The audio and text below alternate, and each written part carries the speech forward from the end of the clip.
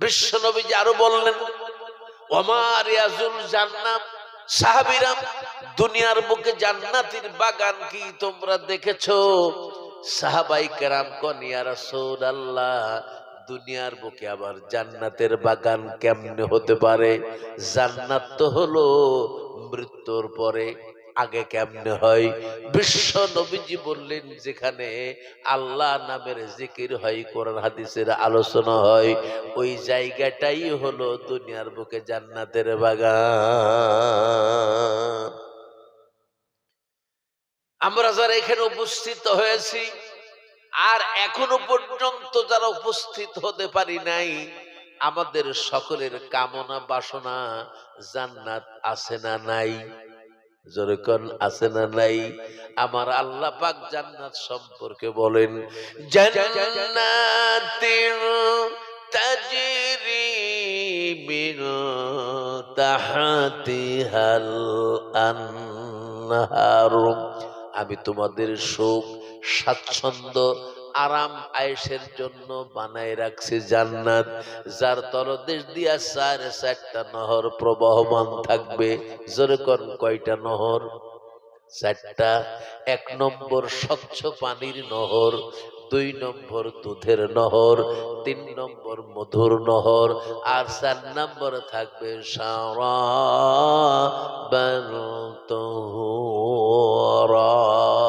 পবিত্র শরবতের নহর। দুনিয়ার পানির মতো পানি হবে, দুনিয়ার দুধের মতো দুধ হবে, দুনিয়ার মধুর মতো মধু হবে, দুনিয়ার শরবতের মতো শরবত হবে।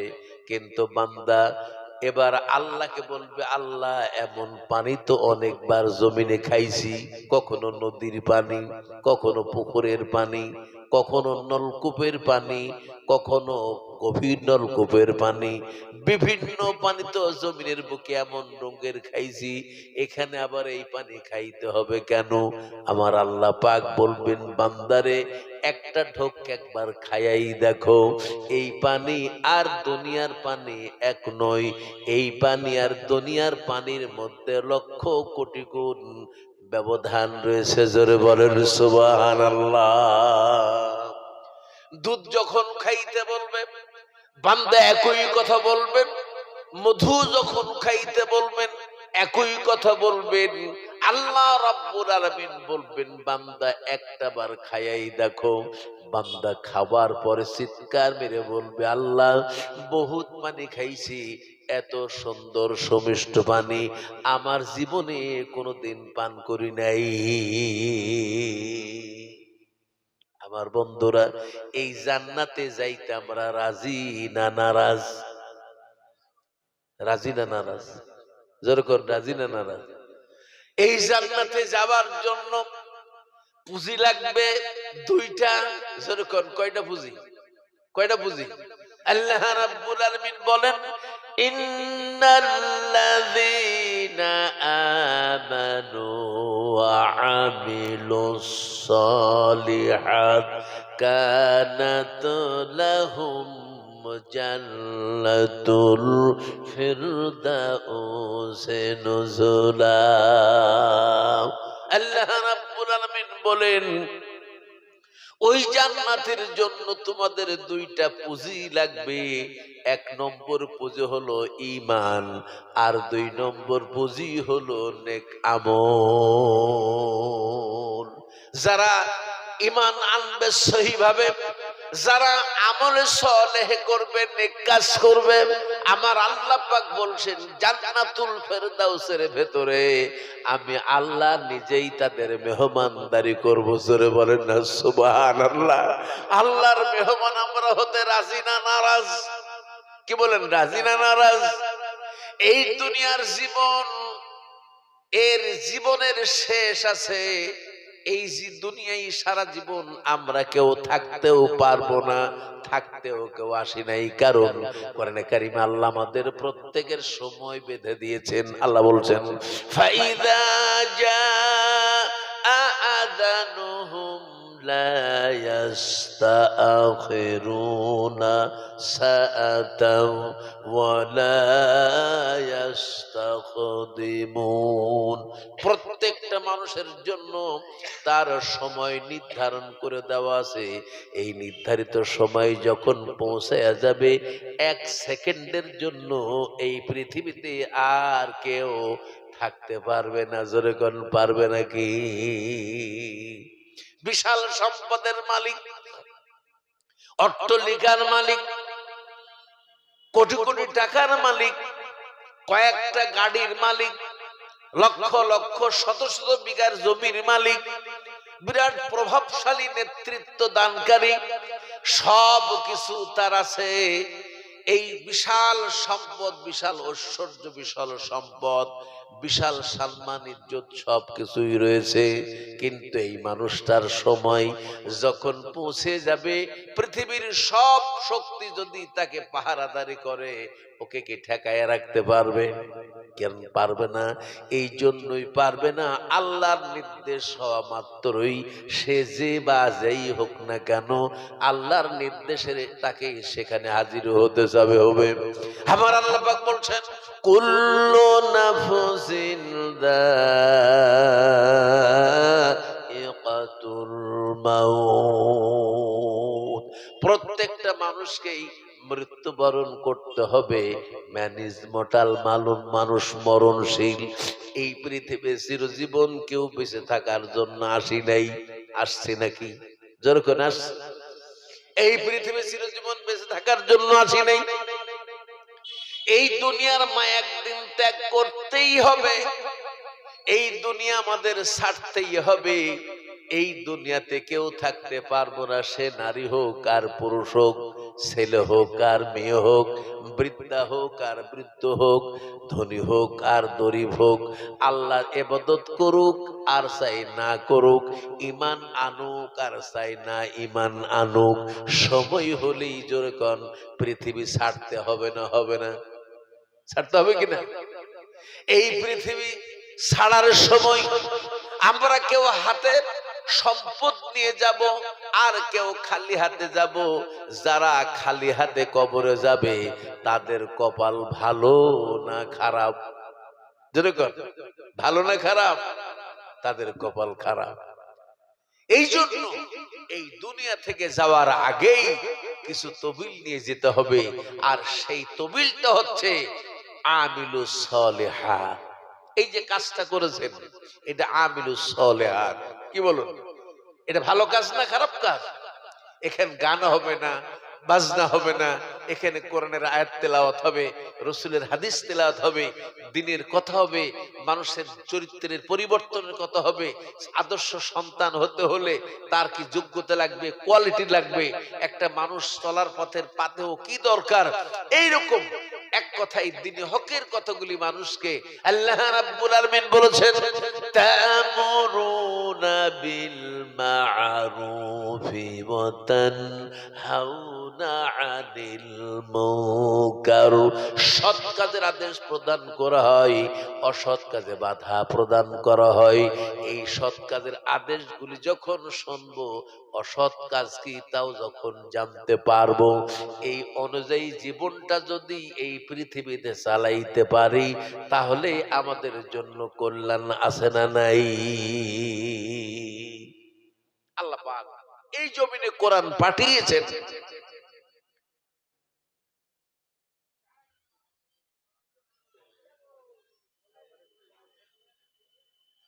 আপনারা যদি কথা বলেন, এটা দর্শ বলেন, আল্লাহুম্মা সাল্লি আলা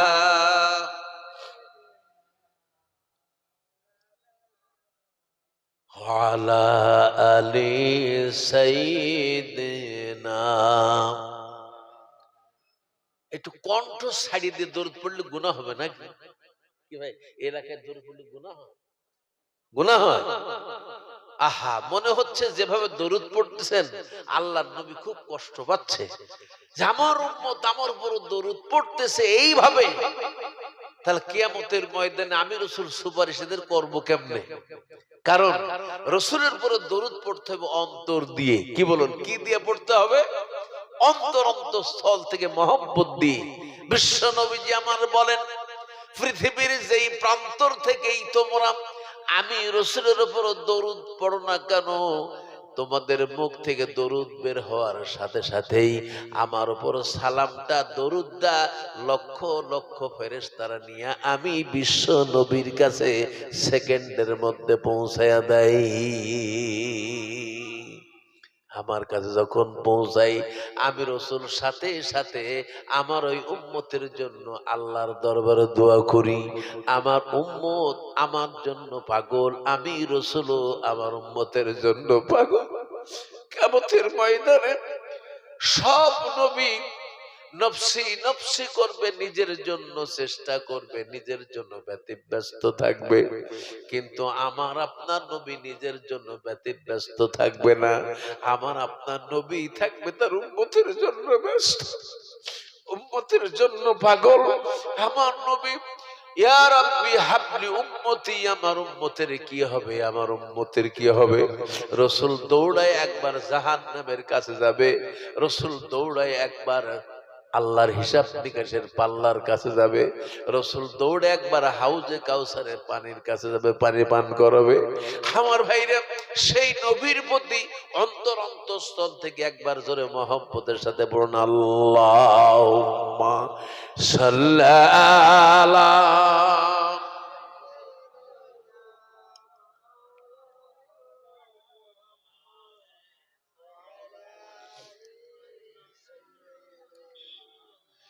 মাওলানা মুহাম্মদ যার কারণে বিশ্ববাসী, যার কারণে বিশ্ববাসী কেন্দে হইল যারে যার। মক্কাবাসী আবু জেহেল সেই নবীকে চিনল না। আল্লাহুম্মা সাল্লি আলা।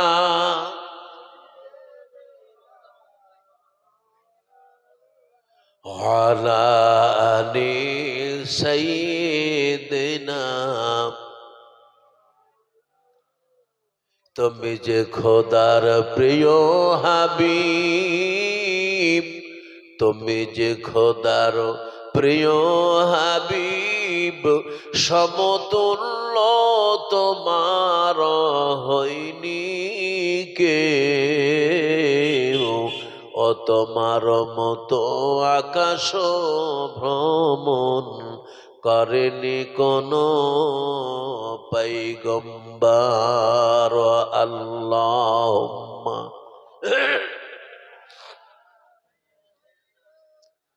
মাওলানা মুহাম্মদ ওয়ালা আলি সাইয়্যিদিনা। আলহামদুলিল্লাহ। আপনারা বিরক্ত হচ্ছেন না তো? আমার কথা কি আপনারা বুঝতে পারেন? পারেন তো সবাই? আমি আপনাদের একটু গুছানোর জন্য আমি এই আলোচনাগুলো করছি। আমার মূল আলোচনা, আমি কোরআনের আয়াত পড়ছি, কথা বুঝতে পেরেছেন? একটা ছোট্ট একটা বিষয়ের উপরে আমি আপনাদের কথা শোনাবো ইনশাআল্লাহ। এই জন্য সব লোকগুলাকে একটু গুছাই নিচ্ছি। তো বন্ধুরা আমার, তাহলে আমরা যে কথা বলছিলাম যে আল্লাহর কাছে প্রিয় হচ্ছে বান্দার আমল। আল্লাহর কাছে প্রিয় কি? জোরে কর, বান্দার কি প্রিয়? হলো আমল। আর এই আমল দ্বারাই বান্দা মুক্তি পাবে। আমল ছাড়া কেউ কখনো মুক্তি পাবে, সে যে হোক, যে মানের হোক, যে দামের হোক, যে মর্যাদার হোক। কারণ আল্লাহ পাক কোরআনে বলছেন, আল্লাহ রাব্বুল আলামিন বলেন, ফামান তাবিআ হুদায়া ফালা খাউফুন আলাইহিম ওয়ালা হুম ইয়াহজানুন।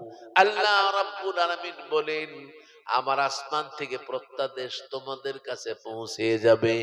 আমার দেওয়া এই হেদায়েত বাণী, এই প্রত্যাদেশ অনুসরণ যদি তোমরা করতে পারো মৃত্যুর আগ পর্যন্ত, তাহলে শুনে রেখে দাও, দুনিয়ার জীবনে তোমাদের কোনো ভয় নাই, আর মৃত্যুর পরে আখিরাতের জন্য তোমাদের কোনো চিন্তা নাই। সেটার নাম হলো আল কোরআন। সেটার নাম কি? আল কোরআন। আল্লাহ পাক হেদায়েতের বাণী এই পৃথিবীতে পাঠিয়েছেন আল কোরআন, আর এই কোরআনের বাণী আপনাদের কাছে পৌঁছিয়ে দিয়েছেন যারা, তারাই হলেন আল্লাহর নবী। যারাই পৌঁছেছেন তারাই হলো সাহাবী, যারাই পৌঁছেছেন তারাই হলো আয়াম্মায়ে মুস্তাহিদিন, যারাই পৌঁছেছেন তারা হলো আউলিয়ায়ে কেরাম, যারাই পৌঁছেছেন তারা হলো উলামা। বিশ্ব নবীজি আমার বললেন, আল উলামা ওয়ারাসাতুল আম্বিয়া। আলেমরা হচ্ছে আমি নবীর উত্তরসূরি ওয়ারিস। আমি রাসূল যেমন তোমাদের কাছে দ্বীনের দাওয়াত দিলাম, কোরআনের বক্তব্যগুলি একটার পর একটা তোমাদের সামনে তুলে ধরলাম, জাহিলিয়াতের অন্ধকার থেকে তোমাদেরকে আলোর দিকে আনলাম। ইখরিজুহুম ইলা ইখরিজুহুম যুলুমাতি ইলান নূর। অন্ধকার থেকে তোমাদের যেমন আলোর পথে আনলাম, আলোর পথ তোমাদের দেখাইলাম, তোমাদের সমস্ত ভ্রান্ত ধারণাগুলা দূর করে দিয়া তোমাদের সামনে হেদায়েতের বাণী চালু করলাম। তোমরা হেদায়েত যেমন গ্রহণ করলে, আমি রাসূলের মুখের কথাগুলা যেমন তোমরা বিশ্বাস করে নিলে, যেমন তোমরা শুনে হেদায়েত প্রাপ্ত হলে, কিয়ামতের আগ পর্যন্ত আমার একদল আলেমেরা এই দাওয়াতের কাজটা তোমাদের সামনে চালায়া যাবে। যখন কোন আলেম এই কোরআনের কথাগুলা তোমাদের সামনে বলবে, তোমরা মনে করবে এই কথাগুলা যেন আমি আল্লাহর নবীর কথা। সুতরাং তাদেরকে সম্মান যারা করবে, তারা আমি আল্লাহ রাসূলকেই সম্মান করলে, যারা আমি রাসূলকে সম্মান করলে তারা যেন আল্লাহকে সম্মান করলে, আর যারা আল্লাহকে সম্মান করলে তাদের জায়গাটা আল্লাহর জান্নাতের মধ্যে হয়ে গেল। একটু জোরে হবে না সুবহানাল্লাহ? আমার বন্ধুরা, এই জন্য এই হেদায়েতের কথাগুলি আপনাদের সামনে বলেছেন আল্লামা হিন্দ রুহুল আমিন রাহমাতুল্লাহ আলাইহি। যেরকম বলেন নাই মুজাদ্দিদে জামান দাদা হুজুর পীর কেবলা বলেন নাই, জীবনের শেষ মুহূর্ত পর্যন্ত এই দাওয়াতের কথা আপনাদের বলতে বলতে তারা বিদায় হয়ে কবরে চলে গেছে। এখন তার আওলাদেরা আপনাদের সামনে এই দিনের কথাগুলি বলছেন। সুতরাং এই দিনের কথা যতদিন পর্যন্ত চালু থাকবে, আমরাও হেদায়েত প্রাপ্ত হতেই থাকব এবং আমরা দিনের উপরে প্রতিষ্ঠিত থাকতে পারবো। যেদিন এই হেদায়েতের বাণী প্রচার বন্ধ হয়ে যাবে, সেদিন আমরা গোমরাহ হব, আর যেদিন আমরা গুমরাহী হয়ে যাব, সেদিন আমাদের মধ্যে আর ইহুদি নাসারা মুশরিক মুরতাদের মধ্যে কোনো পার্থক্য থাকবে না।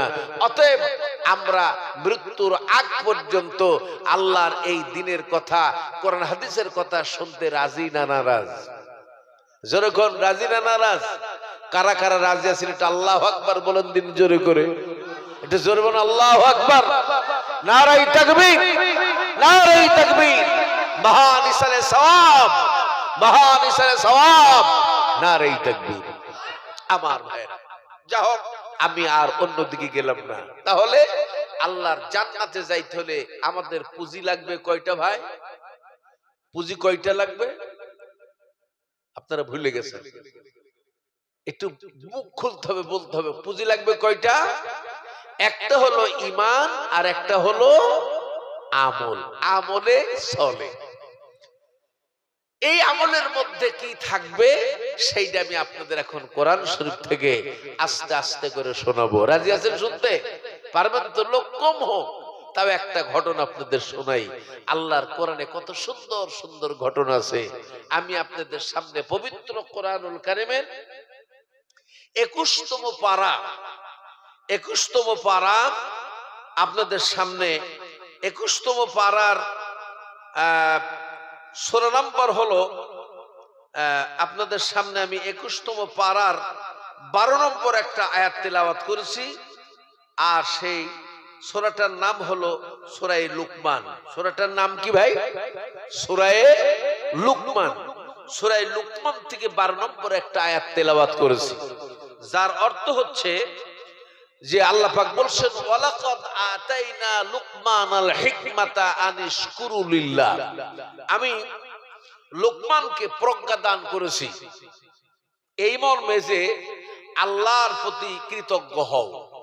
যারা আল্লাহর প্রতি কৃতজ্ঞ, যারা আল্লাহর প্রতি কৃতজ্ঞ, আল্লাহ পাক তাদেরকে প্রজ্ঞা দেবেন, জ্ঞান দেবেন, যোগ্যতা দেবেন, মর্যাদা দেবেন, তাদের ইজ্জত সম্মান বাড়িয়ে দেবেন। এ কথা আল্লাহ। এরপরে বলতেছে, আল্লাহ পাক বলছেন যে কৃতজ্ঞ হয় সে তার নিজের কল্যাণের জন্য করে, আর ওমান কাফারা, আর যে ব্যক্তি অকৃতজ্ঞ হয়, কুফর করে, ইন্না, আল্লাহ পাক বলছেন ওমান কাফারা ফাইন্নাল্লাহ, নিশ্চয় আল্লাহ তাআলা, যারা অকৃতজ্ঞ, যারা কুফর করে, তারা হচ্ছে গানিয়ুন হামিদ, আল্লাহ হচ্ছেন অমুখাপেক্ষী এবং আল্লাহ পাক প্রশংসিত। আচ্ছা আপনারা বলেন, আল্লাহ কারোর মুখাপেক্ষী কি? জরবেন, আল্লাহ কারোর মুখাপেক্ষী? কেন মুখাপেক্ষী না? আল্লাহ ধনীর দিক দিয়ে শ্রেষ্ঠ। আল্লাহর চাইতে বড় ধনী আর কেউ হতে পারে না। আবার ক্ষমতার দিক যদি যান, তাহলে আল্লাহর চাইতে বড় ক্ষমতাবান আর কেউ হতে পারে না। কারণ আল্লাহ নিজে বলছেন, আল্লাহ রাব্বুল আলামিন বলেন, ইন্নাকা আলা কুল্লি শাইইন কাদির। সব চাইতে বড় ক্ষমতাবান একমাত্র, শুধুমাত্র আল্লাহ রাব্বুল আলামিন। দুনিয়ার সব ক্ষমতা যেখানে শেষ, আল্লাহর ক্ষমতা সেখান থেকে শুরু। সুবহানাল্লাহ কোন। এই আয়াতের মধ্যে আল্লাহ পাক বলছেন লুকমান একটা মানুষের নাম। আমাদের মধ্যে অনেকের নাম আছে না? লুকমান আছে না নাম? আব্দুর রহমান আছে, আব্দুল করিম, আব্দুল জব্বার, এরকম অনেক নাম আছে। তো বনী ইসরাইল যুগে একজন মানুষের নাম ছিল লুকমান। এই লুকমানটা ছিল বেটে মানুষ, স্বাস্থ্য ছিল খুব মোটা, চেহারা ছিল খুব কালো। এজন্য লুকমান সম্পর্কে 3টা বক্তব্য দেওয়া হয়েছে। তিনি ছিলেন একজন হাবশী মানুষ। হাবশী মানুষ মানে কালো মানুষ। কেউ বলছেন না তিনি ছিলেন আরবি মানুষ, আরব দেশের মানুষ। কেউ বলছেন না তিনি ছিলেন বনী ইসরাইলের কোন এক ধনাঢ্য ব্যক্তির গোলাম। এই লুকমান হাকিম আল্লাহ পাকের একজন বান্দা। তার কাজ ছিল কাঠ চলা করা। আপনারা খড়ি করে যারা, তাদেরকে কি বলেন? ওই যে কুড়ুল দিয়ে কাটে, এরকম আছে না? তাদেরকে কি বলেন? কাঠরা। এখনই উনি চলা করতেন একজন মানুষের। তো এই লুকমান আল্লাহ পাকের দরবারে, সে কোনো নবী ছিলেন না। তো 1 তারিখে আল্লাহ রাব্বুল আলামিন আসমান থেকে ফেরেশতা জিবরাইলকে পাঠিয়ে দিলেন, জিবরাইল আমার বান্দাকে যায়া কও আমি তাকে নবুয়তের দায়িত্ব দেব। আচ্ছা আপনারা বলেন, নবুয়তের দায়িত্ব খুব কঠিন না সহজ? যেরকম কঠিন না সহজ? ছোট্ট একটু কথা বললেই কঠিনটা আপনারা বুঝতে পারবেন। আমার আপনার নবী মুহাম্মদ রাসূলুল্লাহ সাল্লাল্লাহু আলাইহি সাল্লাম, ইনি মক্কার মানুষের কাছে আল আমিন ছিলেন, as-সাদিক ছিলেন। সকলের কাছে সম্মানের পাত্র না অসম্মানের পাত্র ছিলেন? জোরে একটু জোরে কর, এটা জোরে আওয়াজে বলেন। কঠিন সম্মানের পাত্র ছিলেন। সবাই তাকে আল আমিন বলতো, as-সাদিক বলতো। যে কাজ অন্যের দ্বারা সম্ভব হতো না, সেই কাজ বিশ্ব নবীর দ্বারা সম্ভব হতো। একবার জোরে বলেন সুবহানাল্লাহি ওয়া বিহামদিহি। কাবা ঘর মেরামত করছে, কালো পাথর পড়ে গেছে। এখন সবাই নেতৃস্থানীয় লোক বলল আমরা সরাবো, আরেক দল বলছে না আমরা সরাবো, আরেক দল বলছে না আমরা সরাবো, আরেক দল বলছে আমরা সরাবো। আচ্ছা বলেন তো, চারটা দল যদি বলে সরাবো, গন্ডগোল বাড়বে না কমবে? এর মধ্যে ৮০ বছরের বয়স্ক এক বৃদ্ধ মানুষ, তিনি বললেন তোমরা গন্ডগোল করো না, আমি একটা সমাধান দিতে পারি। কি সমাধান? সমাধানটা হলো কালকে সূর্যোদয়ের পূর্বে এই কাবার চত্বরে অর্থাৎ মাতাবের মধ্যে সর্বপ্রথম যিনি আগমন করবে তার দ্বারাই এই সমস্যার সমাধান করা হবে। তিনি যে সমাধান দেবে সেটাই মেনে নেওয়া হবে, কোনো দ্বন্দ্ব করা যাবে। ভাইরা আমার, পরের দিন সূর্যোদয়ের পূর্বেই যেই যুবকের আগমন কাবার মাতাবের সামনে হলো, তিনি আর অন্য কেহ না, তিনি হলেন মুহাম্মাদুর রাসূলুল্লাহ। সুবহানাল্লাহ। বিশ্বনবীর কাছে সমস্ত ঘটনা বর্ণনা করা হলো।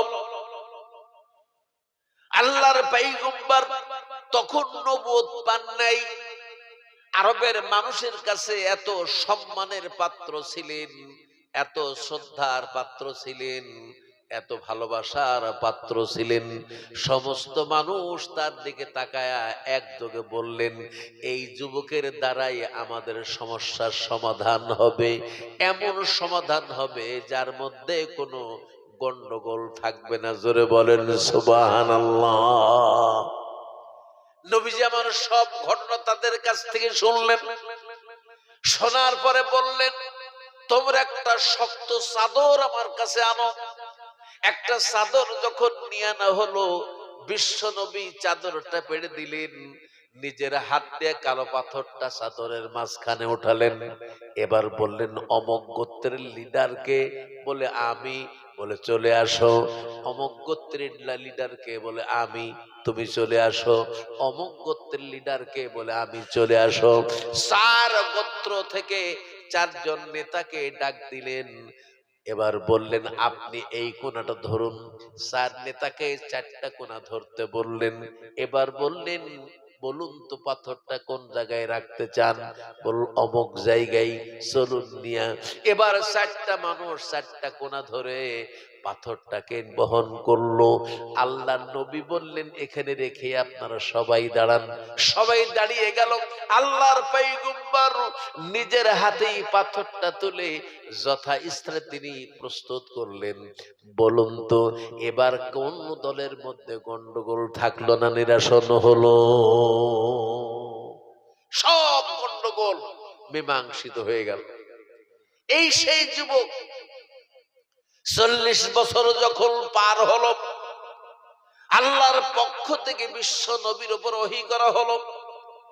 আল্লাহর নবীর উপর ওহী আসার পর আল্লাহ রাব্বুল আলামিন বললেন নবী হে, এতদিন পর্যন্ত আপনাকে আলামিন সাদেক খেতাব দেওয়া হয়েছে। সমস্ত মানুষগুলো আপনারা সম্মান করে, ভালোবাসা, আদর করে। এরা যে নীতি আর আদর্শ গ্রহণ করেছে, এইটা আদর্শ আমি আল্লাহর পছন্দ না, এই নীতি আমার পছন্দ না, এই ইবাদত বন্দেগী আমার পছন্দ না, এদের কর্ম আমার কাছে পছন্দের না।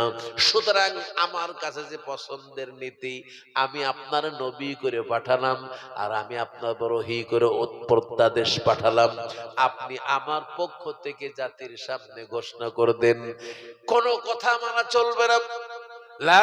আল্লাহ পাক বলেন ওয়াকাদা রাব্বুকা আল্লা তা'বুদু ইল্লা ইয়্যাহু। পূর্ণ সবাই ওয়াকাদা রাব্বুকা আল্লা তা'বুদু ইল্লা ইয়্যাহু ওয়া বিল ওয়ালিদাইনি ইহসানা। তোমার রবের সিদ্ধান্ত হয়ে গেছে এক আল্লাহ ছাড়া অন্য কারোর আনুগত্য, দাসত্ব, গোলামি করবে না। আল্লাহর পরেই তোমাদের জন্য তোমাদের মা আর বাবার সাথে ভালো ব্যবহার করবে। বলুন না কথা কার?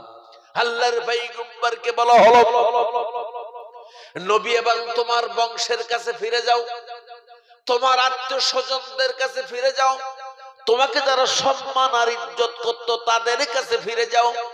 আমি আল্লাহর পক্ষ থেকে তাদেরকে দাওয়াত দিয়ে দাও, দুনিয়ায় শান্তি আখিরাতের মুক্তি যদি পেতে চাও, তাহলে একবার আমি বিশ্ব নবীর সাথে কণ্ঠ মিলায়া জীবনের মতো পড়ে নাও, লা ইলাহা ইল্লাল্লাহু মুহাম্মাদুর রাসূলুল্লাহ। আল্লাহর পয়গম্বর বললেন, কোন ইলাহা নাই, কোন রব নাই, এক আল্লাহ ছাড়া তোমরা সবার আনুগত্য দাসত্ব ছেড়ে দিয়া এক আল্লাহর আনুগত্য আর দাসত্ব করো। বলার সাথে সাথেই মক্কার মানুষগুলার কাছে নবী প্রিয় ছিলেন না, অপ্রিয় হয়ে গেলেন। বলুন কি হলেন? যারাই সম্মান ইজ্জত করলো তারা এখন নবীকে মায়ের আরম্ভ করলো। কথা ঠিক কিনা জোরে কোন ভাইরা? এইবার এই মার অত্যাচার, নির্যাতন, নিপীড়ন, নিষ্পেষণ, স্টিমরুলার আমার নবীর উপর চলছেন। নবী যে পথ দিয়ে গেছেন সেই পথে কাটা দিয়েছে। নবী যে খেতে গিয়েছেন, নবীর খাদ্যের উপরে ময়লা ফেলা হয়েছে, নবী খেতে পারেননি। তাহলে বলুন তো দেখি, আল্লাহ নবী কাউকে মেরেছিলেন? কাউকে গালি দিয়েছিলেন? কারোর জমির আইল ফেলেছিলেন? কারোর বউ বের করে এনেছিলেন? কারোর মেয়ের উপর অত্যাচার করেছিলেন? আল্লাহ নবী কিছুই করেন নাই। তারপরও আল্লাহ নবীর উপর শত্রুতা শুরু হলো। কারণটা হলো এই যে তাদের নীতি আদর্শের উপরে একটা নতুন নীতি আদর্শ বাস্তবায়ন করতে বললেন। এইটা যখন সমাজে বলতে গেল, তখন সমাজের লোক নবীর বিরুদ্ধে চলে গেল। তাহলে নবিয়ানা কাজ করা কঠিন না সহজ? জোরে বলেন, জোরে করে, সহজ না কঠিন? এই কাজ করতে গেলে জুলুম হতে পারে, জেল হতে পারে, জরিমানা হতে পারে, মার খেতে হতে পারে। বিশ্ব নবীজি আমার উহুদের প্রান্তরে যখন চলে গেলেন, নবীর উদ্দেশ্য বাড়ি করার নয়, নবীর উদ্দেশ্য গাড়ি করা না, নবীর উদ্দেশ্য অট্টালিকা করা না, নবীর উদ্দেশ্য নেতৃত্ব নেওয়ার জন্য না। নবীর উদ্দেশ্য হলো একটাই, এইখানে আল্লাহর হুকুমকে মানুষের মাঝে প্রতিষ্ঠা করতে হবে। উহুদের প্রান্তরে গেলেন কাফের বেঈমানেরা, আমার নবীর মাথা লক্ষ্য করে এমন ভাবে তরবারির আঘাত হানলেন, তরবারির মাথা কড়া সহ ঢুকে গেল। আমার নবীর কপাল কেটে গেল, নবীর মাথা দিয়ে ঝরঝর করে রক্ত পড়তে আরম্ভ হলো। আমার নবীজির দন্দান মোবারক শাহাদত বরণ করলো। যখন উহুদের ময়দানে রক্ত ঝরে গেল, আল্লাহর নবী দুইটা হাত দিয়ে রক্ত উঠালেন, রক্তটা চোখের সামনে ধরলেন। ধরার পরে নবী আমার বললেন, যেই জাতি তার নবীর রক্ত দিয়া মাটি রঞ্জিত করেছে, এই জাতির কখনো কপাল ভালো হতে পারে? তাহলে মার খেলেন। এই জন্যই নবুয়তের দায়িত্ব পালন করা কঠিন। লুকমান হাকিমকে যখন রাতের অন্ধকারে হোক দিনের বেলায় হোক জিবরিল আমিন বললেন, আপনাকে আল্লাহ নবুয়তের দায়িত্ব দিতে চাই, লুকমান হাকিম বললেন, এই দায়িত্ব পালন করা আমার পক্ষে আদৌ সম্ভব নয়, আমি এটা করব না। তাহলে আপনি কি করতে চান?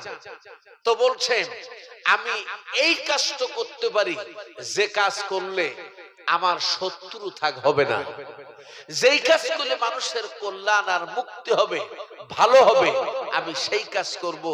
সমালোচনা করতে, সমালোচনার কাজ করতে আমি রাজি না। কথা বুঝতে পেরেছেন? এখন এই কথা শুনে জিবরিল আমিন চলে গেলেন। আল্লাহ রাব্বুল আলামিন এইবার লুকমান হাকিমকে স্পেশাল জ্ঞান আসমান থেকে আল্লাহর নিজ কুদরতে হাতে দিলেন। এই জন্য আল্লাহ পাক বলছেন, ওয়ালাকাদ আতাইনা লুকমানাল হিকমা। আল্লাহ পাক লুকমানকে দিলেন প্রজ্ঞা, লুকমানকে দিলেন হিকমত, লুকমানকে দিলেন জ্ঞান। যে হিকমত, যে প্রজ্ঞা দিয়ে, যে শিক্ষা দিয়ে জাতির মানুষের উপকার হয়, এমন কিছু কাজ তিনি করলেন। কিরকম হিকমত তিনি পেলেন? হিকমতের দু একটা নজির আপনাদের সামনে দেব। কি দেব? দেখেন, লুকমানকে আল্লাহ তিন ধরনের জ্ঞান দিয়েছিলেন। যেরকম কয় ধরনের? তিন ধরনের। এক নম্বর এলমে শরীয়তের জ্ঞান, দুই নম্বর এলমে মারেফাত আধ্যাত্মিক জগতের জ্ঞান, তিন নম্বর দিয়েছিলেন চিকিৎসা জগতের জ্ঞান। মানুষের মুক্তির জন্য চিকিৎসা লাগে না, লাগে না? তো লুকমানের হিকমত প্রকাশ তখনও হয়নি যতদিন পর্যন্ত তিনি কার্যে পরিণত না করেছেন। এক তারিখে লুকমান হাকিম যেই মালিকের গোলাম ছিলেন, ওই মালিকের ছিল খেজুরের মানে আঙ্গুরের বাগান। কিসের বাগান ভাই? আঙ্গুরের বাগান। এই আঙ্গুরের বাগানে উনি পরিশ্রম করতেন, কাজ করতেন। তিনি যেই মালিকের গোলাম, ওই মালিকের আরো একজন গোলাম ছিল। এখন গোলাম দুয়ের মধ্যে কে যেন মালিকের অত্যন্ত গুরুত্বপূর্ণ একটা জিনিস ভক্ষণ করেছে। মালিক এসে বলছে আমারটা গেল কোথায়? তখন লুকমান কয় আমি তো খাই নাই। ওই লোক বলছে আমি তো খাই নাই। আচ্ছা আপনারা বলেন, চোর কি কখনো স্বীকার করে আমি চুরি করছি? কে করে? জোরে করে? করে না। তো স্বীকার করতেছে না। এবার মালিক সিদ্ধান্ত নিলেন আমি দুইজনকে মায়ের আরম্ভ করব, পিটন। পিটনের আগে আর কিছু না, পিটলেই অটোমেটিক খবর পাওয়া যাবে না, যাবে না? বুঝে একটা কথা আছে, মায়ের আগে ভূত পালাই। কি কোন আছে না নাই? আছে না নাই ভাইরা? এখন সিদ্ধান্ত নিল আমি তোমাদের দুইজনকে মারবো, মেরে আদায় করব তোমরা কে আমার এই সম্পদ খাইছো। লুকমান বলছেন মালিক আমি একটা ছোট্ট আরজি আপনার কাছে পেশ করব। বলছে বলো।